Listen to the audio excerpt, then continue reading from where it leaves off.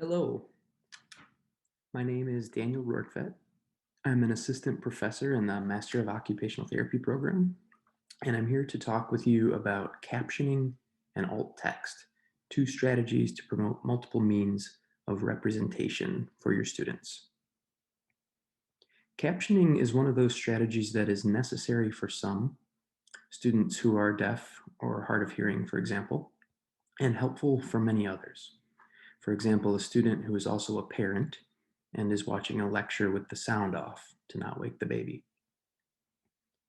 Captioning is a necessary component of ensuring your course content is accessible to a diverse range of students. Before starting off, I'll give the caveat that the captioning I'm going to talk about in this video relates to informal uses and ways to enhance your course content. As you'll likely notice with my captioning in this video, it isn't perfect. If you have a student in your class who uses formal accommodations for captioning through the Access and Disability Services Office, that is a separate and important conversation. The quality and type of captioning services vary, and this should be a one-on-one discussion with the student who uses captioning as an accommodation via the ADS office. So, with that caveat aside, in this video, we'll look at live captioning through video conferencing, for example, and asynchronous captioning through YouTube and Microsoft Stream. I'll also briefly talk about alt text, which relates to labeling your images with a narrative description to improve access for individuals who are blind or have low vision.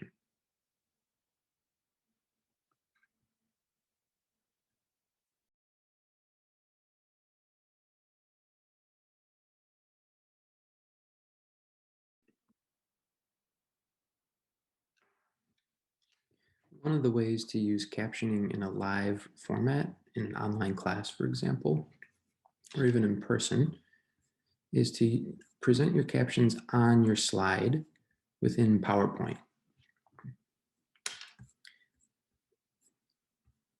So you may notice right now, as I'm recording this, that I do not have live captions going. That's because I'm not in slideshow presentation mode here. I do want to alert you to where you'd turn this on. So I have the checkbox always use subtitles selected under the slideshow tab.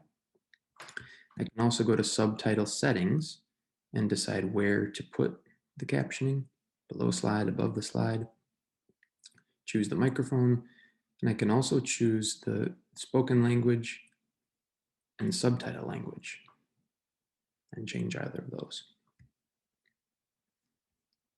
So now that we have that set,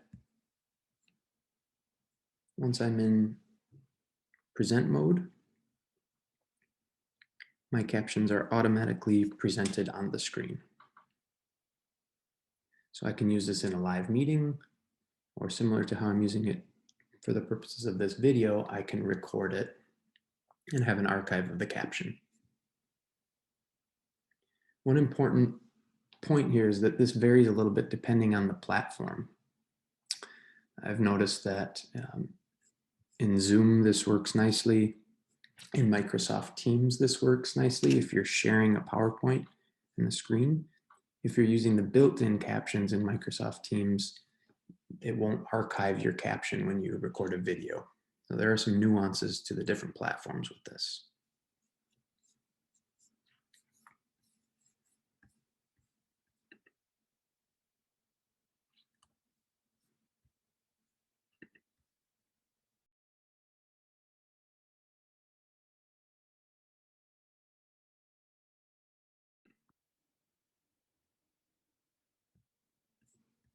So let's look at how to use live captioning in Microsoft Teams.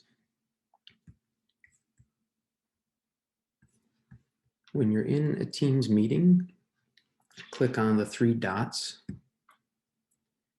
To the drop-down, you can turn on live captions. And this should present your live captions on the screen. You'll notice these are named.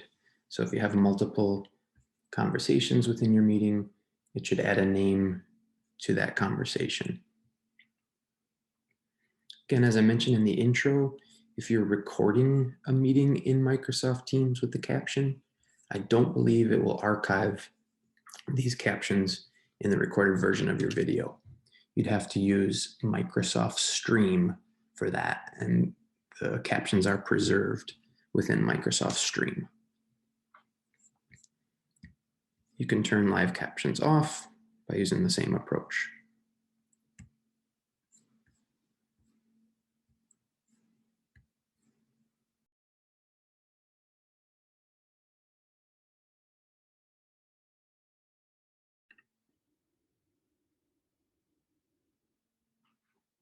So I just recorded a brief video in Microsoft Stream. You can find it in your Microsoft 365 account through Elmhurst. Click Create. You can create a video and record your screen, record some audio.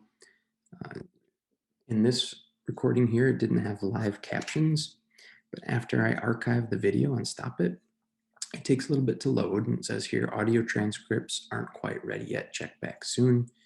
And then once I check back, and it only, for this 15-second clip, only took a few moments.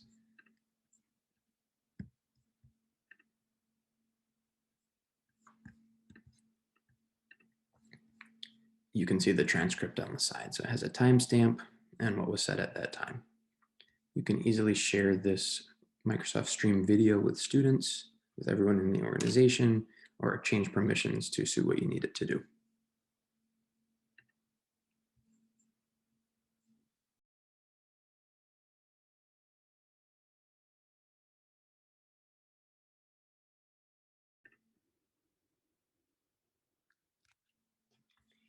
Finally, for live captioning or asynchronous captioning, you can use YouTube and add your own closed captions, or have it create auto closed captions.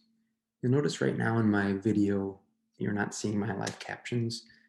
I don't have PowerPoint open. I don't have a way to caption right now as I'm showing you this. So it's another barrier to think about, is you may have to shift in and out of different software to be able to transmit live captions depending on what you're sharing. So this link, you can find it through support.google.com, search for YouTube closed captioning, and it'll walk you right through it. Sign into YouTube Studio, select subtitles, click the video that you'd like to edit, and add the language.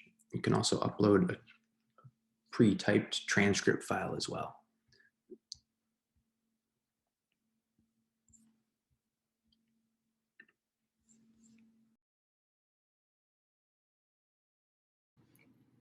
So for this final video demo, we're actually in a different video conferencing platform. We're in a Google Meet meeting right now. And as you can see, I have my live captions displaying. So this is a barrier I demonstrated in Zoom in one of the previous videos, that I'm not able to share a tab or share something else other than a PowerPoint slide in Zoom if I also want to have those live captions. Here in Google Meet, I am able to do that. I can easily toggle them off if I wanted to, and then toggle them back on. The last thing I want to show within this video is a little bit different than captioning, with the same premise of providing multiple means of representation. So we're looking at a resource from Microsoft about alt text. And alt text is essentially a way to narratively describe what's going on in a picture. So the example on screen here is an image, and the alt text would be a group of people sitting in front of a computer. So again, a narrative written way to describe what's happening visually in a picture. So this can be helpful for individuals who are blind or have low vision. If they're using something like a screen reader, the screen reader would recognize that as an image and read out the alt text auditorily so that the user has a description of what's happening in the visual image. So within this resource is how to use it in Microsoft products. You can also use alt text within other platforms, Twitter, Instagram, anything you're providing visually. You can use alt text to also provide that narrative description of the image. You can use it to describe flowcharts, diagrams. If something is strictly visual, alt text would have you present it in that narrative format. If an image is purely decorative, you can mark it as decorative so that the screen reader won't read it out. It can be tricky to write these. The main premise is to make sure that the content is represented accurately, that it's concise and not very ambiguous. This can be difficult and take some practice to really represent what your image is describing in a written format. So that's all.